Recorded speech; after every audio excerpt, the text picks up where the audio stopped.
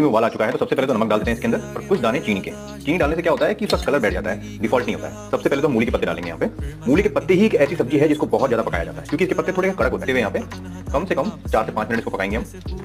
और पत्ते अब सॉफ्ट हो चुके हैं, आप प्रोसेस वहीं पर रुक जाता है और उसका कलर बहुत अच्छा बना रहता है। इसको पूरी ताकत के साथ निचोड़ देते हैं। इसमें हल्का सा पानी भूनते हैं कि बहुत ज्यादा इसमें डाल रहे हैं 2 बड़े चम्मच सरसों का तेल।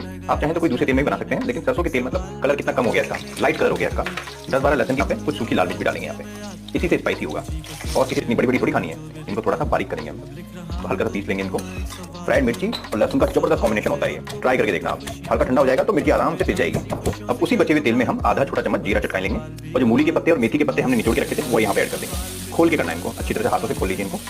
नमक हमने पहले डाला हुआ था और ये रहा मिर्ची और लहसुन का पेस्ट फ्राई किया हुआ। इसको अच्छी तरह से मिक्स करेंगे, किसी तरह की लम्स ना रहें, गुठलियां ना रहें, अच्छी तरह से मिक्स हो जाइए।